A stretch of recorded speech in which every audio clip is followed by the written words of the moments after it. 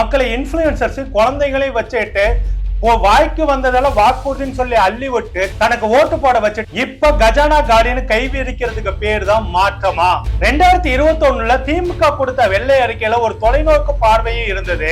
ஆனா இப்ப தாவேக அரசு கொடுத்த வெள்ளை அறிக்கையில அவங்க கொடுத்த எக்கு தப்பான திட்டங்கள்ல இருந்துட்டு எஸ்கேப் ஆகிறதுக்கான ஸ்கெட்ச் மட்டும்தான் இருக்குது. 24 மணி நேரத்துல 12 பாலியல் வன்கொடுமை வழக்குகள் சென்னை ஏரியால மட்டும். சட்டம் ஒழுங்கு பாதுகாக்க துப்பில்லாத இந்த அரசாங்கம் சிங்கப்பெண் அதிரடிப்படைன்னு சொல்லிட்டு வெட்டியா பில்டப் கொடுத்து விளம்பரம் தேடுறது எதுக்கு? தாவேகா கூமுட்ட வெறியர்களே, திமுக கொத்து கதருங்கன்னு கத்துறீங்களே, நிஜத்துல ஏமாந்து கதற போறது நீங்களும் தமிழ்நாட்டு மக்களும் தான். மரியம் வில்சன் வெளியிட்ட ஒயிட் பேப்பர் ஸ்டேட்மெண்ட்டுக்கு பின்னாடி இருக்கிற நரேந்திரா ஸ்டைல் மாஸ்டர் பிளான் என்னன்னு தெரியுமா? வீடியோவை ஸ்கிப் பண்ணா பாருங்க, தெளிவா சொல்றேன். இதை விட கேவலம் ஒண்ணு இன்னைக்கு சட்டமன்றத்துல நடந்திருக்கிறது.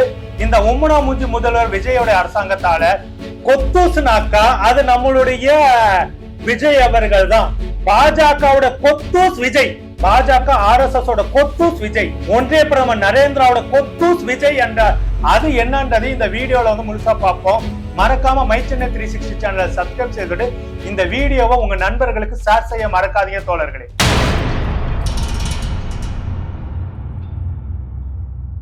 மை சென்னை 360 தோழர்களுக்கு வணக்கம். நான் உங்கள் கல்கி கோபிநாத். என்னப்பா தாவேகா தம்பிகளா, விர்ச்சுவல் வாரியர்ஸுகளா, சோசியல் மீடியால உங்க சத்தம் ரொம்ப நாளுக்கு நாள் அதிகமாயிட்டே தான் இருக்குது. திமுக கொத்து கதருங்கன்னு சொல்லிட்டு ட்ரெண்ட் பண்ணிட்டு தான் இருக்கிறீங்க. ஆனா இனிமே இங்க சீது மாறப்போகுது தம்பிகளா. நம்மளுடைய அரகஜ விளம்பர தூதர் முதல்வர் விஜய் அவர்கள் மரியம் வில்சனை வச்சுக்கிட்டு ஒயிட் பேப்பரை ஒண்ணு ரிலீஸ் பண்ணாரு.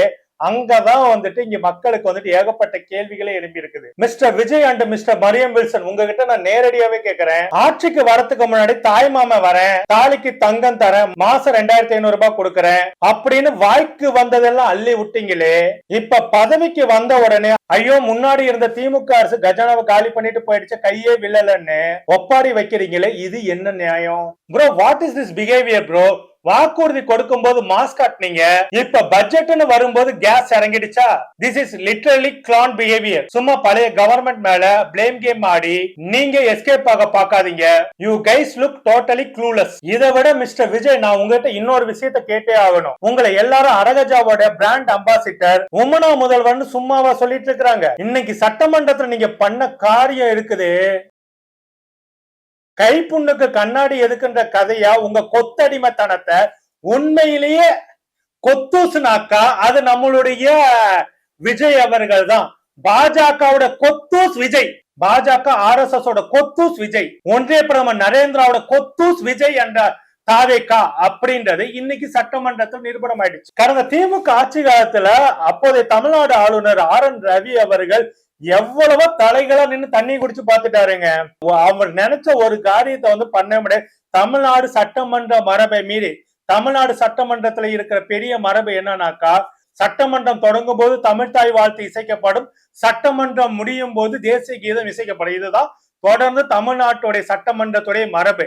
இந்த மரபை மாத்தணும்னு சொல்லிட்டு தவிடு தின்னு பார்த்தாரு முன்னாள் ஆளுநர் RN ரவி, தலைகளா நின்று தண்ணி குடிச்சு பார்த்தாரு.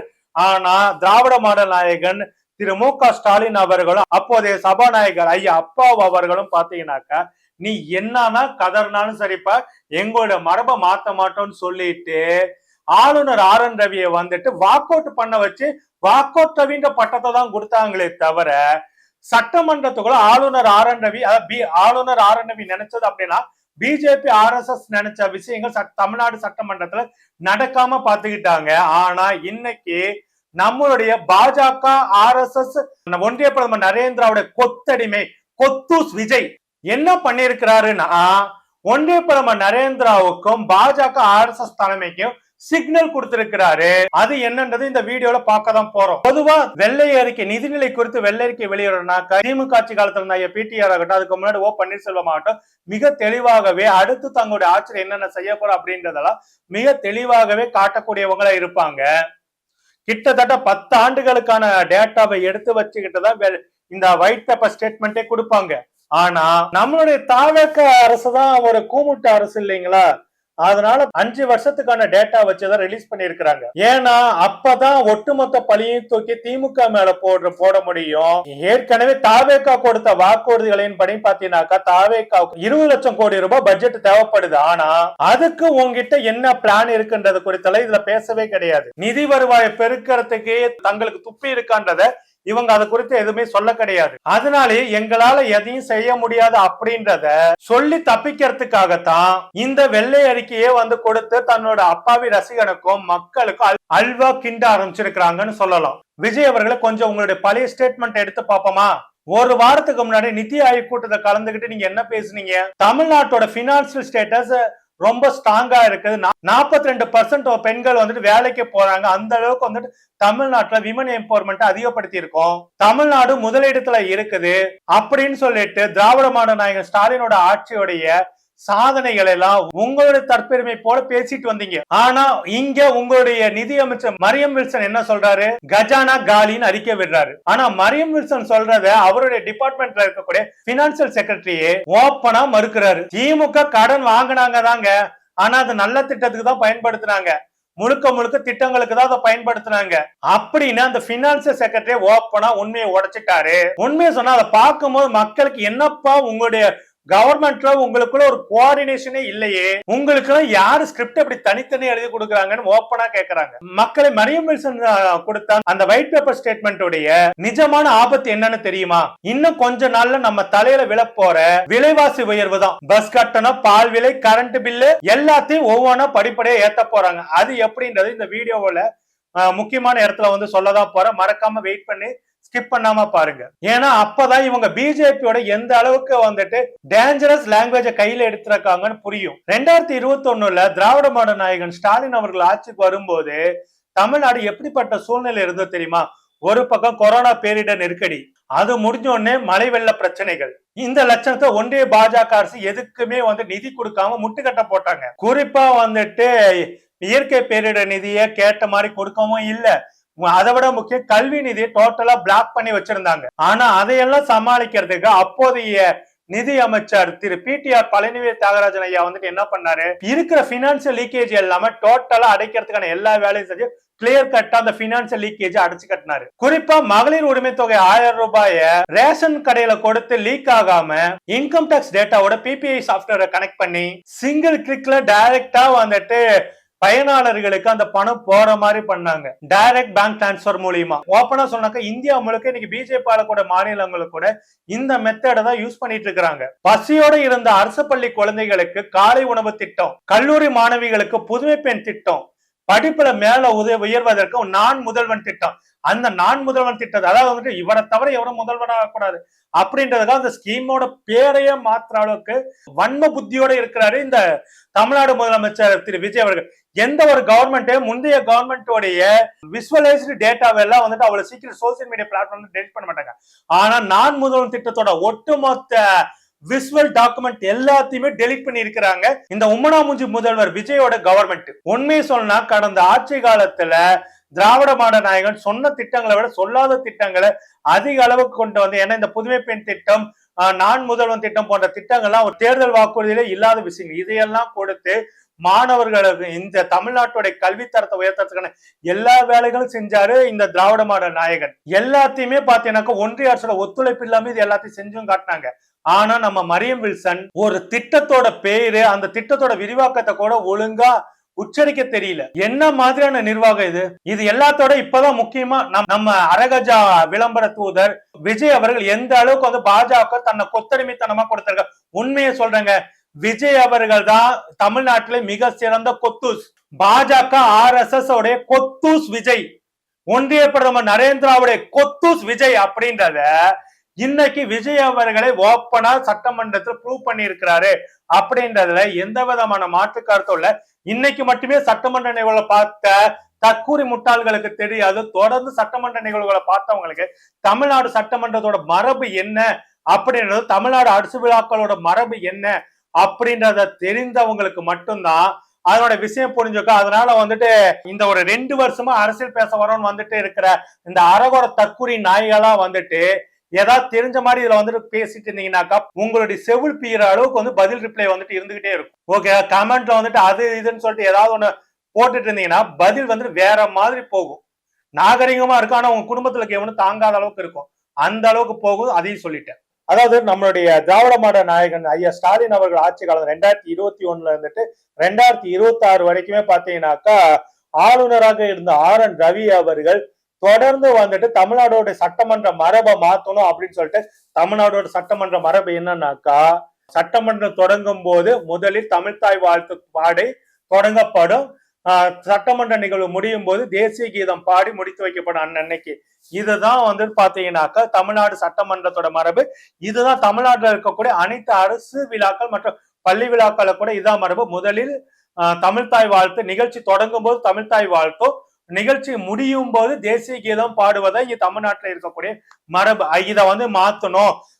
அதாவது தமிழ்தாய் வாழ்த்து பாடின உடனே தேசிய கீதம் பாடுன்னு சொல்லிட்டு முன்னாள் ஆளுநர் RN ரவி அவர்கள் தலையெல்லாம் நின்னு தண்ணி குடிச்சு பார்த்தாரு. எப்படியோ பேசி தவிடெல்லாம் தின்னு பார்த்தாலும் நீ என்ன பண்ணாலும் சரி, உன்னோட இஷ்டத்துக்கு ஏன் தமிழ்நாட்டு சட்டமன்றத்தோட மரபை மாத்த முடியாதுன்னு சொல்லிட்டு கெத்தா திமுறா நின்னு ஆளுநர் RN ரவிக்கு பதிலடியை கொடுத்து சட்டமன்றத்துல இருந்துட்டு அவர் ஆளுநரையே ஓட விட்டவங்க எங்களுடைய திராவிட மாடல் முதல்வர். ஆனா இந்த விஜய் அவர்கள் வந்து பாத்தீங்கன்னாக்க முதுகெலும்பில்லாத முதல்வர் ஆச்சு. இதுல வந்து உண்மையா சொன்னாக்க பாஜகவின் மிக சிறந்த ஆக சிறந்த அடிமைன்னு சொல்லப்பட்ட எடப்பாடி பழனிசாமியோட ஆட்சி காலத்துல கூட இன்னைக்கு சட்டமன்றத்தில் நடந்த சம்பவமா நடந்ததே கிடையாது. அந்த அளவுக்கு, ஏன்னா அந்த அளவுக்கு எடப்பாடி பழனிசாமி பாஜகவின் ஆக சிறந்த அடிமைனா, எடப்பாடி பழனிசாமி பாஜகவுக்கு ஆக சிறந்த அடிமை. நான் வந்துட்டு பாஜக RSS மற்றும் ஒன்றிய பிரதமர் நரேந்திராவுக்கு கொத்தடிமையா இருக்கிறேன்னு சொல்லிட்டு இன்னைக்கு ஆளுநர் முன்னாடி வந்துட்டு உறுதி பிராமண பத்திரமே வாசிருக்கிறாரு மௌனமா இருந்து. அப்படிதான் பார்க்க முடியும். இன்னைக்கு தமிழ்நாடு சட்டமன்றத்தோட மரபுகளை மீறி தமிழ்தாய் வாழ்த்துக்கு அப்புறமேட்டு உடனடியாவே தேசிய கீதத்தையும் பாடி ஒன்றிய பிரதமர் நரேந்திராவுக்கு மிக சிறந்த கொத்தூஸ் நான் தான் கொத்தூஸ். தமிழ்நாட்டுல என்ன தவிர யாரும் மிக சிறந்த கொத்தூஸ் ஒன்றிய பிரதமர் நரேந்திராவுக்கு கிடைக்க மாட்டாங்க. பாஜகவுக்கு என்ன விட சிறந்த கொத்தூஸ் கிடைக்கவே மாட்டாங்க. அதனால என்ன பயன்படுத்திக்கோங்க. உங்களுடைய அதாவது பாஜக RSS கொண்டு வருகின்ற ஒன்றிய பிரதமர் நரேந்திர ஆட்சி காலத்துல கொண்டு வருகின்ற மக்கள் நலனுக்கு எதிரான, குறிப்பாக தமிழ்நாட்டு மக்கள் நலனுக்கு எதிராக, தமிழ்நாட்டு மாநில உரிமைக்கு எதிராக, தமிழ்நாட்டு மாநில சுயாட்சி முழக்கங்களுக்கு எதிராக என்ன விதமான திட்டங்கள் கொண்டு வந்தாலும் அதை நிறைவேற்றுவதற்கு நான் தயாராக இருக்கிறேன் அப்படின்னு சிக்னல் கொடுத்திருக்கிறாரு. ஏற்கனவே நித்தி ஆயோக் கூட்டத்துக்கு போய் இவர் என்ன பண்ணாரு, ஏற்கனவே முந்தைய திமுக அரசு வந்து எதிர்ப்பு தெரிவித்த, அதாவது பாத்தீங்கன்னாக்கா மகாத்மா காந்தி ஊரக வேலைவாய்ப்பு திட்டத்தை சீர்குலைக்கிறதுக்காக ராமன் பேர்ல வந்துட்டு அந்த திட்டத்தை மாத்தி அந்த மூலியமா அந்த திட்டத்தை வந்து சீர்குலைக்கிறதுக்கு வேலை செஞ்சாங்களே, அந்த திட்டத்துக்கு ஒப்புதல் கொடுத்துட்டு வந்திருக்கிறாரு. சைலண்டா போய் ஒப்புதல் கொடுத்துட்டு வந்திருக்கு. அது கூடிய சீக்கிரம் தமிழ்நாட்டில் நடைமுறைப்படுத்து. அது போல எல்லா திட்டங்களையும் ஒவ்வொன்றா நடைமுறைப்படுத்துவதற்கான வேலைகள் வந்து செய்யறாங்க. இன்னைக்கு வந்து பாத்தீங்கன்னா கடந்த ஆட்சி காலத்துல இந்து சமய அறநிலைத்துறை வந்து பாத்தீங்கன்னாக்கா இது வரைக்கும் பார்த்தா அது பேருக்கு அறநிலைத்துறையா இருந்தது.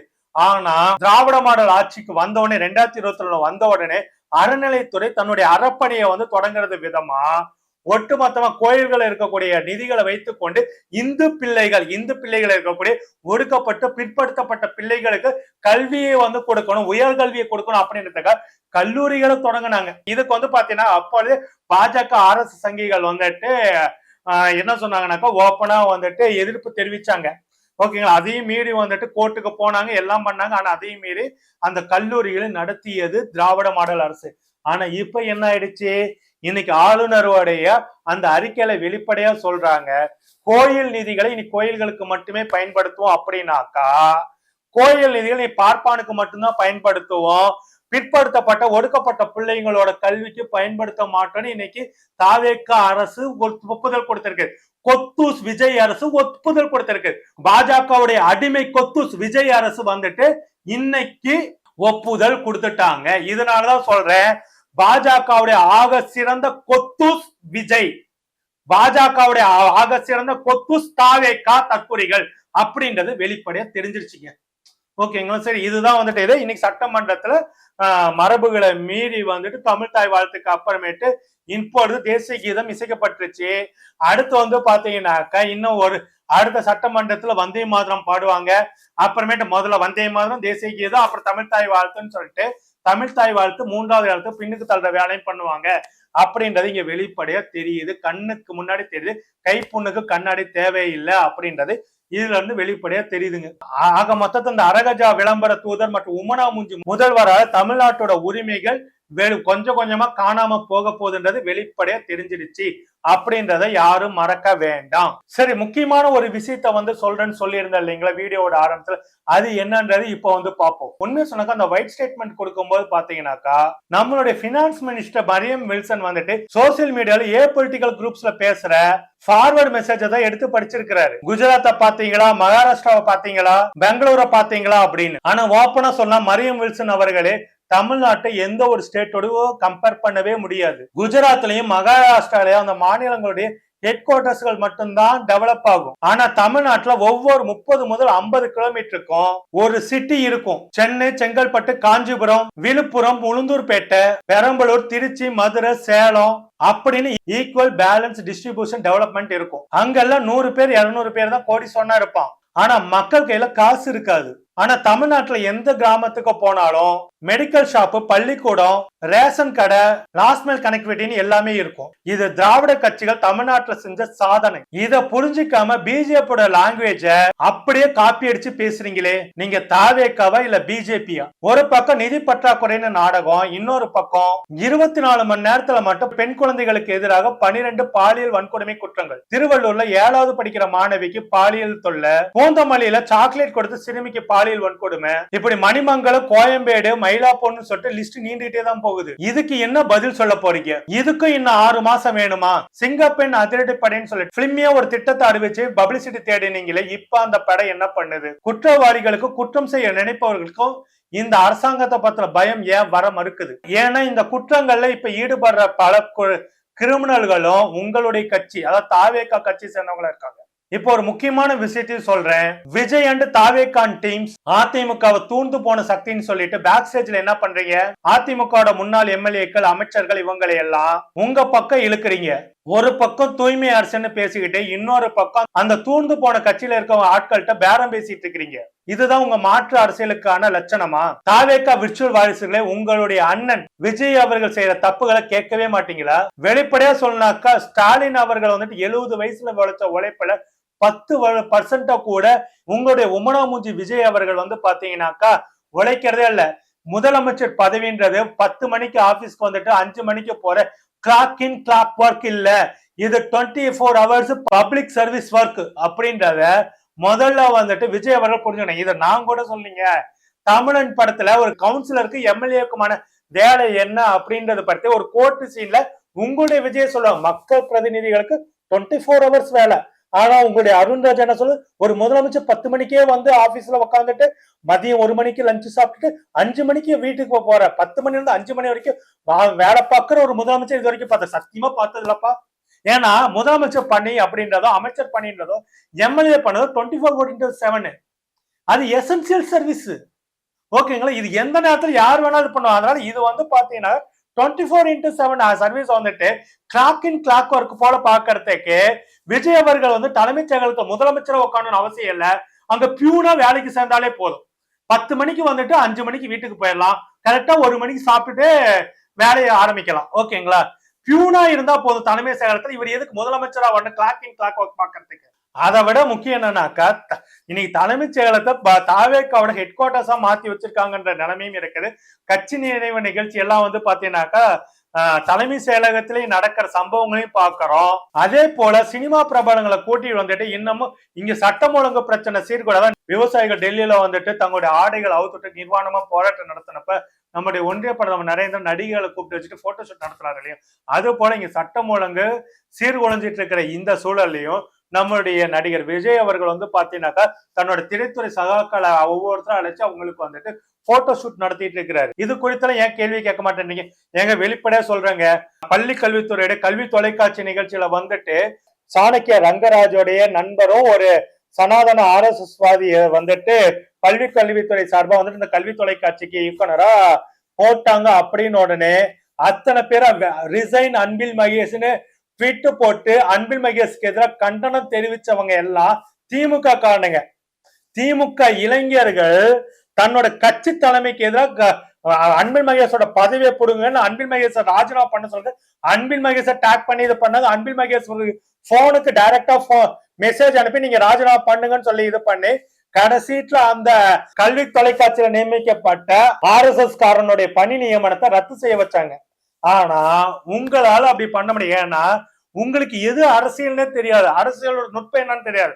ஒவ்வொரு அரசு துறையோட ஒவ்வொரு இடத்துல யார் வரணும் யார் வரக்கூடாதுன்றதுல மிக தெளிவாக இருக்கணும். அப்படி இல்லைனாக்கா ஜோசிக்கான நம்பிட்டு கருப்பு சட்டை வந்து சனிக்கு நல்லது, அந்த அரகஜா மை வந்து பார்த்தா சுக்கிரனுக்கு இது, அப்புறம் மஞ்ச கயிறு குருவுக்காக கட்டுறது, இதெல்லாம் உங்க விஜயோட உடம்புல இருக்கிற ஐட்டங்கள், இப்ப இருக்கிற ஐட்டங்களை சொல்றேன். அப்புறம் மூக்காம்பிகா கோயிலுக்கு போயிட்டு வாழை கொடுக்கறது, சத்ரு பயம் போறதுக்கு, இதெல்லாம் ஜோசிக்கான பேச்சு கேட்டு ஆட்சி நடத்துற லட்சம் ஆகிறதுக்கு உங்களால கேள்வி கேட்க முடியாது. ஆனா திமுக தொண்டை எல்லாத்தையும் கேள்விப்பான்.